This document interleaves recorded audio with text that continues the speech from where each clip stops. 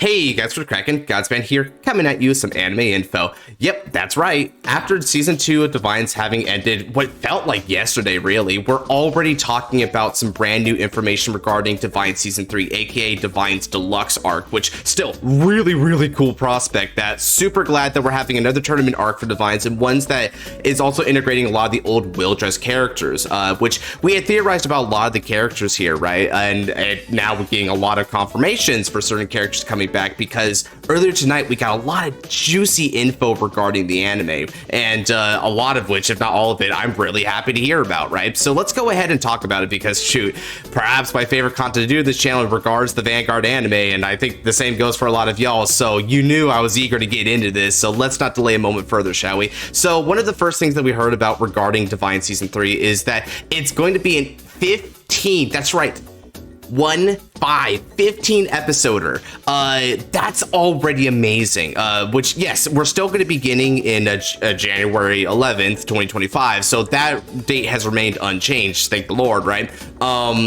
But 15 episodes is astounding to me. Now, I don't know if this was always going to be the plan and Divinez just demanded this extra space, which, I mean, we damn well better have, because that means there's not going to be as many filler fights, which was going to be one of the primary worries of a lot of the fan base, right? But it also means they might have actually been hearing some of the complaints going around that one of the things lost on new modern Vanguard anime is that we don't have enough episodes to really dive into the characters and some of the more slice of life aspect that Vanguard anime was known for back in the day with the original and G, right?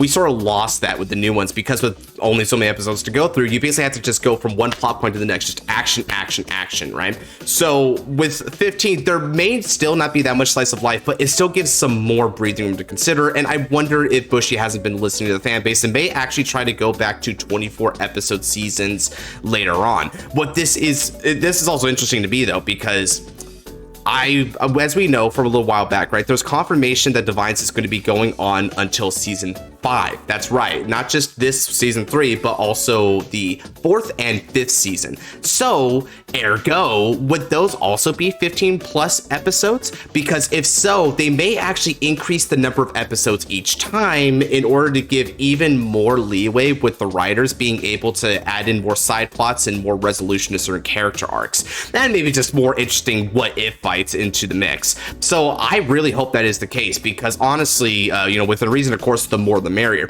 And this also does bring up another question, right? If this is 15 episodes, does that 15 episodes actually encapsulate the entirety of the Deluxe arc? Or is this going to be like a two-parter season where we're going to go into the next season to the top cut of Deluxe? As we all know, Deluxe is generally speaking like a tournament of the best. So past some maybe round robin kind of stuff, generally speaking, it goes right into single limbs and like a top 16 single limb to be exact. So that would probably be enough for 15 episodes, give or take, although really that would mean at least one fight kind of gets glanced over in comparison. But it still just goes to show that it is nice that they're doing the upgrade. I wonder if the upgrade's going to stick throughout. So, let me know your thoughts on that, right? Like, is 15 enough, or are we asking for even more from this point? But still, an extra 3 episodes, just to put it in perspective, y'all, that's a 25% increase in episodes. That's a pretty damn good start, if I do say so myself. Now, this is probably the most hype reveal that we got, if I'm being real, which is the new promotional art, baby. That's right. We're getting to see some of the cast characters here, and we got some really hype confirmations right off the bat. You can see Rika sporting the drip, yo. Like, look at this man right here. He's got that nice, like, 3-piece suit, but you don't got the tie with it, though, sadly. But I guess you don't need the tie. He's still looking fine as hell in it, right? And then you've also got Mide, right? As many would say, God bless their hearts, like best girl Mide, right? Which unfortunately not sporting new drip. So I don't know what's up with that, but still super hyped to see her back here. And guess what? We got Etika coming back right here. Specifically Etika, you can tell because she definitely looks a bit older compared to like President Hikari, and with her new drip as well, which I mean, heck, I actually saw some fan art like of it right before I was recording this. So yeah, clearly people like the new drip, and I'm inclined to agree with that just now. But also some interesting like faces here. here, right? Now, of course, we already knew Mishadu was coming back, but it's cool to see that Megami is coming back as well, right? Because aside from the one fight that she had from Mikoto earlier on, that's basically all that they wrote regarding her for Divine so far. So seeing her come back to compete some should be nice, albeit I don't expect for her to get a lot of screen time here because she's never really been a principal character to focus on.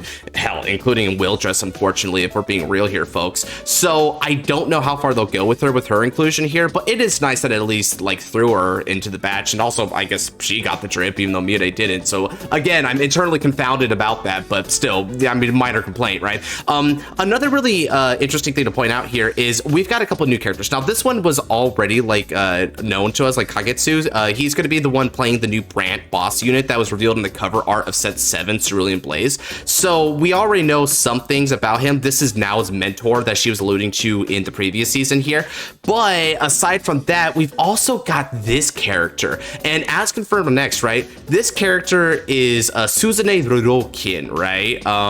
And they have a fun little tidbit about her. Here's her art, by the way. They have a really fun tidbit about her where her VA, right? Her VA is the younger sister of the VA for Chono, which was the Night Rose player in G, for those of you veteran fans who watch G. So that's a really cool callback right there, right? Nice to see the relations there, but still. So Suzune, this may not ring a bell initially, but for those of you eagle-eyed, or I guess in this case, eagle-eared viewers may recall, it was brought up, I believe, I forget who said it, but in episode 6 of season 2, right? It might have been Sekra, it might have been someone commenting from the stands.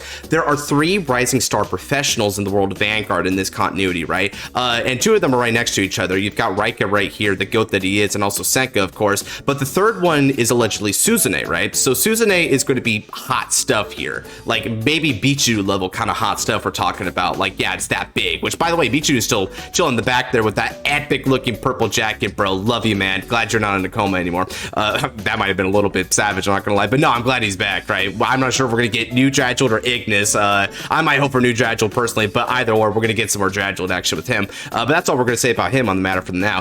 Suzune, I'm not sure what deck she would play necessarily, but if I had to take a gander here, assuming that it's a pre-existing deck, which my personal opinion, she's gonna get a new deck entirely. So for those of you guys who are trying to like link deck to players, it may be a exercise in futility because they tend to want to promote new stuff with new characters. That's just kind of the linkage they've been going for. So I wouldn't expect anything pre-existing to fall into her hands. But if I did have to take a pick on it, this may be a little bit like kind of funny, but considering that neither Mikoto nor Yuna made their way onto the stage here based on this promotional art, which we're going to talk about some absentees from this promotional art in just a second. Don't you worry. I know there's some really big faces that aren't in this, right?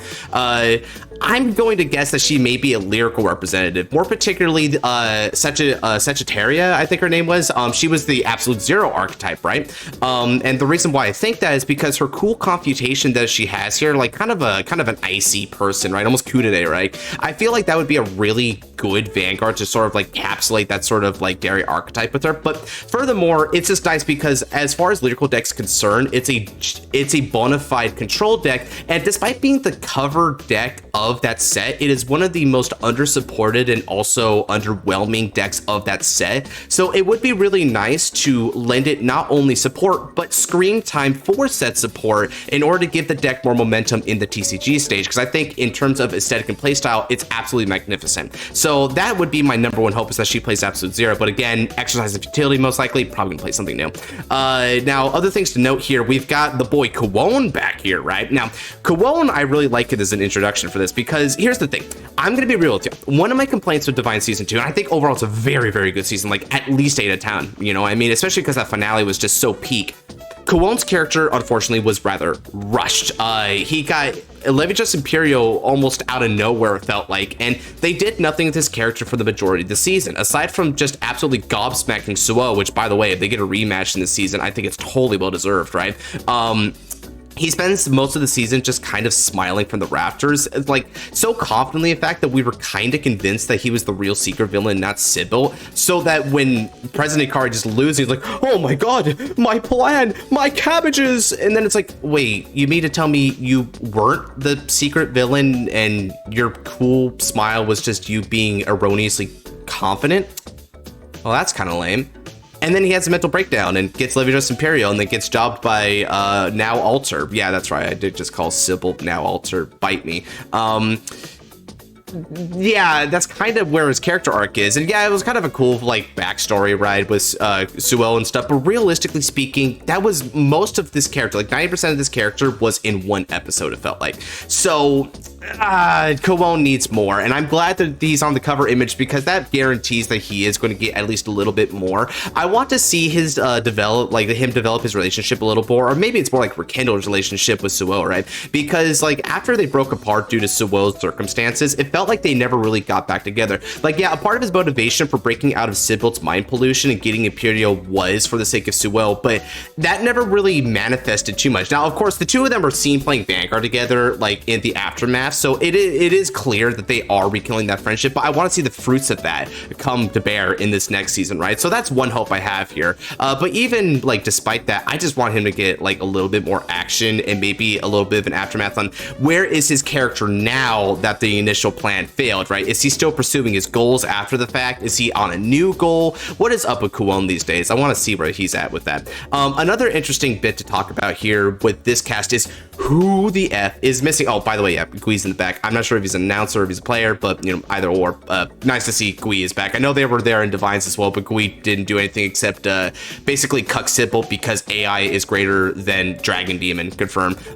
So talking about the characters who aren't here, there's some really, really notable faces, right? Where's Taizo? Where's Toya? I already mentioned Mikoto and Yuna, right? You know, where the heck are Mikoto and Yuna? And there was probably other Destined ones to talk about. Like, if Taizo was, like, theoretically supposed to be here, I would have thought Kyoma might have been with there, too, right? Like, heck, all the Destined ones just about probably should have been on this stage, right? I mean, having both Hedeka and President Akari might have been a little bit problematic because if they ever fought against each other, like, in Deluxe, or even just, like, their pictures side by side, it's like, wait, what are these two doing here? But I would imagine they want to bring the whole cast back because Deluxe again was originally like a 16-man like arc in terms of like the top cut elimination, so they probably didn't want to over pollute with Divine's characters and be really selective with it because they also wanted a good healthy mix of the Wildress characters. So talking about some of the Wildress characters that aren't back here, Toya ain't back here, which here's the thing. Now, if you count this, right, you got 1, 2, 3, 4, 5, 6, 7, 8, 9, 10, 11, 12, 13 if you count Gui, which is debatable, but considering his positioning in the promotional art, just Gui's like standing as a sort of officiator, it's possible that Gui isn't even participating as a combatant in this tournament, although Gui did participate in the second Deluxe that took place in the manga in between, right? So it is definitely up in the air. They're sort of 1 for 1 in that participation bid, right? Because of that, we still have some slots missing if we're going for the even 16, which it could be a 32, in which case, yeah, 15 episodes. Shoot, we're gonna get some flybys if you catch my drift, right? If we're talking about that, what would be, let's say presumably that there were 4 slots remaining, right? Like, who would I give those to? Taizo, Toya, I would give like 2 of those spots to right off the bat, right? Another one, and I think this one's kind of interesting as a pick here, but I'd actually want Samuel to be back, right? Now, for those of you guys who don't know, I like, or rather don't remember even, which I totally don't blame you for not remembering. This was a very insignificant character, unfortunately, right? Bushy did this guy dirty. Samuel Frederickson was the name of the 3rd place runner-up for the US Deluxe that took place, with the 2nd place being Donji and the 1st place being Sophie Bell. More on her in a moment. And he played Vanguard, right? So he had that one fight with Toya, and that's basically where the story ends for him. Aside from that one little scene where he plays Richter in the freaking like what was it, Deer Days or whatever. That was really funny. But still, that's me getting sidetracked, right? Let's get back on the main topic. He never got anything after that, right? So I would have liked to see this character come back in some sort of way, but it felt like his character was purely as a plot device vehicle in order to move things forward and get Raika and Donji into the right place in time to confront Michiru.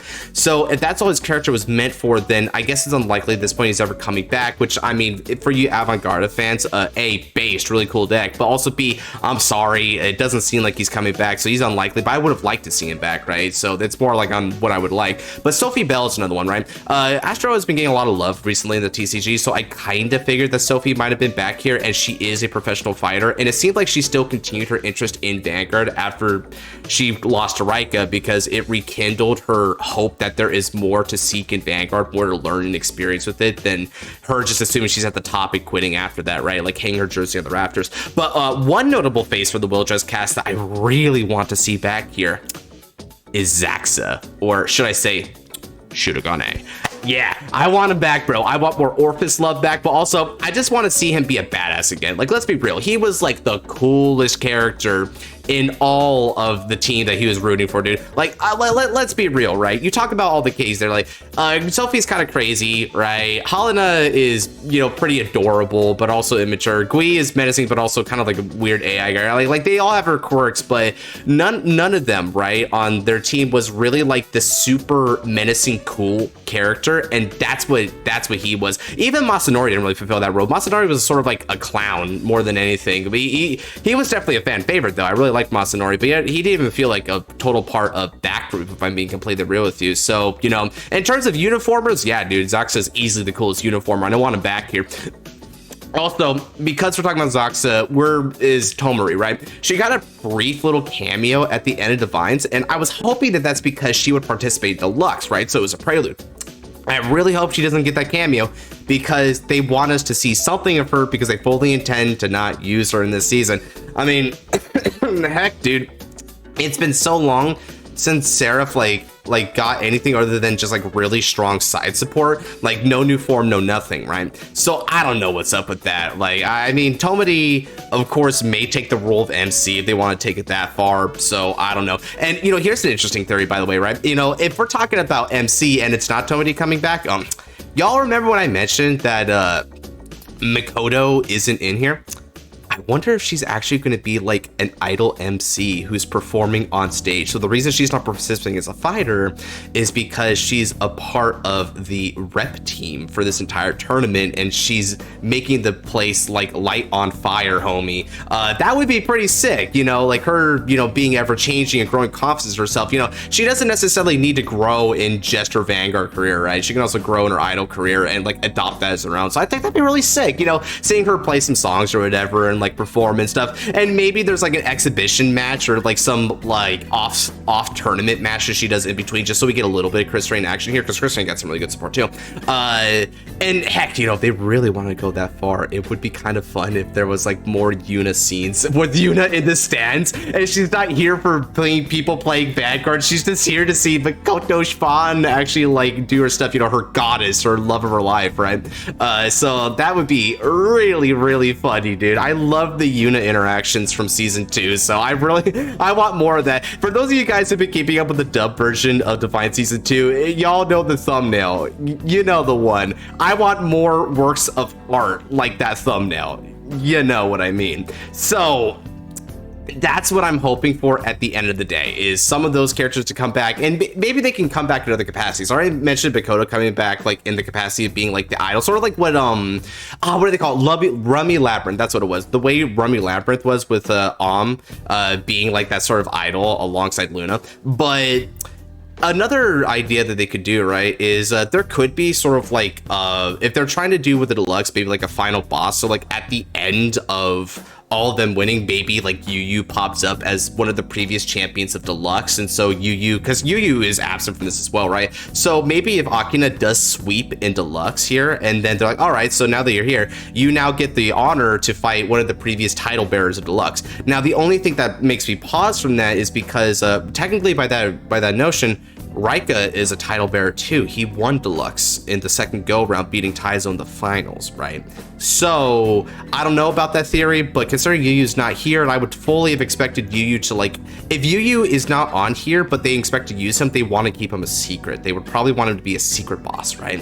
Which would be pretty cool. I'm not gonna lie. See what's up with Yugioh, but something in my heart tells me we're not going to see either Yugioh or Donji. I think they moved on to other facets of their life at this point. One other character to talk a little bit more about is Taizo. I don't know why Taizo's absent from here, because Taizo is kind of like big money. Like, bro, people love Taizo. He's a real fan favorite character. So I thought, you know, if this promotional material is trying to like sell a lot of aspects, like some of your real headliners, I feel like Taizo would have been a headliner. Now, a lot of these characters are, of course, headliners, of course. I mean, and I guess they could have tried to disclude, I don't know, maybe Megami from it, but a lot of these characters are also really important, so I can kind of see where they may have not wanted to fit Taizo and they wanted to keep to the 12 here instead of all 16. But god, at that point I'm like, shoot, did we really have to leave him out of this? But I still kind of suspect he's going to be in this. But if he isn't in this, then it's possible that Etika was sent as a representative for the Kyokota like card group, right? And Kioma and Taizo are too busy with some other work because they also want to build their own dome, right? So that when I say other capacity, it's possible that they're actually going to be building a new stadium where this tournament will actually take place in the first place, right? So maybe they're kind of hosts to this tournament alongside Gui and Jinky, and so there'll be an officiator. I mean, it would be kind of interesting if Taizo or Kioma would end up being a referee. It would be kind of funny if y'all remember, right? In my reaction for the Levidras Imperio versus Rasetsu fight, I made a little joke where Kioma comes up as like a referee for that fight, where he's like, that's technically illegal, but also I hate you, so the play will resume. I just really like to imagine that Kioma like lifts glasses and declare a game state as invalid. It'd be like some Kaiba Corp kind of crap, for real. So now that I've kind of gone over like a lot of the different ideas regarding who's here and who's not here, I gotta say I'm really excited for what's coming up here next, y'all. Please let me know in the comment section below, like some of what you're excited for and also some of your theories here, right? I mean, heck, I didn't even get into some stuff here, like what I would suppose the new Youthberg would do and also the new Buff Saga would do. I guess if you guys want to briefly get a little tidbit on it, I believe that a new Youthberg would be Youthberg Gemini arms. And what it would do is it would have cross revolve dress, which is a reference to Yu-Yu's cross overdress. And so cross revolve dress, in addition to riding, will also allow you the ability to soul blast a revolve form with a different name in order to have the card that you're revolve dressing into inherit its effects. The reason why I think this is cool is it's not just an homage to the whole idea of two becoming one the way Yu did it, but also, guys, I'm gonna be real. Full Blast Turbo kind of gutted the deck. It turned it into a linear ramp strategy that basically had no future behind it, right? So the best way to adapt the pre-existing support, which by the way, as recent as set 5, dude, they gave it another card that puts a revolve form from the damage zone into the soul, so they insisted on the Full Blast Turbo. Like, holy crap, Bushy. Can you stop forcing this one linear game plan, this dumb turbo strategy? So here's how you fix Full Blast Turbo. You give it a new revolve form, of course, but you also give this deck the ability to toolbox the revolve forms in its soul by soul blasting different revolve forms to sort of like alchemagic revolve forms and have Youthbergs that sort of combine different forms, right? So like you can combine Tempest Gust, you can combine Zest and whatever the new one is, or you can do a Zest Gust, a Zest Tempest. A lot of different combinations there for the situation. And the reason why that's really cool is because, yeah, like I said, it actually utilizes the cards that put all the revolve forms into your soul so that you can get your ammo back, right? And you're sort of playing a very versatile deck that once again incentivizes you to play the variety pack of revolve forms, even more so because finally Zest might actually be pretty useful because the critical pressure from that and the 15k could be really nice if you're pairing it up with the Gust, which has the Ultra 10k and a drive. So you're looking at a plus 25k, if not 35k because of Persona actually. So plus 35k and a crit and a drive. That's really effing good. So that would be my theory for what we would do with the Youthberg support, with the rest of the support surrounding, you know, just being more copacetic stuff, right? Like more consistency pieces, more power pieces. I would imagine that if it got the new revolve form, it would probably be a card that calls for the deck mid-battle for a multi-attack because the only multi-attack is in the form of the extra Vanguard swing. So you could try to extend from there. Probably not as much power as a result. So that's why maybe what you would do is you do the multi-attacker and combine with Zest for all the power, because Zest is pure power, right? So that would be my take on his. As for Buff Saga, right? Now, I know some people, no, actually not some, a lot of people want multi-attack for Buff Saga, but I think that's not the way to take it. What I would do for Buff Saga here is I would, if they were going to give a new form for Buff Saga, I would increase the devastation of his 3 attacks. So it's sort of like Miss Impaldio here, right? Where Impaldio only has 3 attacks, but do they effing count because of all the power and the drives and stuff, right? So in a similar case, I think Buff Saga would benefit greatly from one of 2 options: either more guard pressure from the units because they have insanely high numbers, or, and this might be an even better suggestion, is granting the ability to give crits to more of your front row, right? Because all the power in the world won't matter if they aren't very lethal. So by adding criticals to those units, you basically turn your entire game state into like a multiple PG or GG kind of stuff, to where, yeah, it's only 3 attacks, but it's really threatening. Now, unlike in Paldio, where you have the drive pressure, those drives can get you any sort of stuff in addition to some wicked card advantage,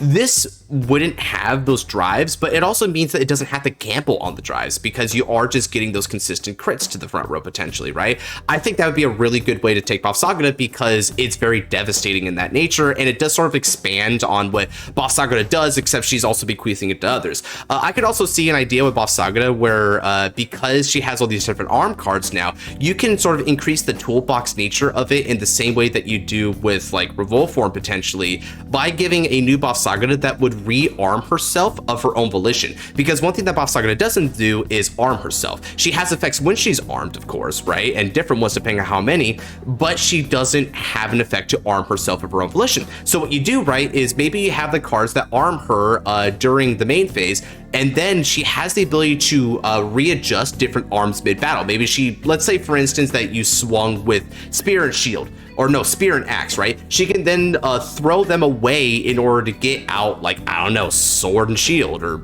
maybe you could try to go for Hammer and Gun or something.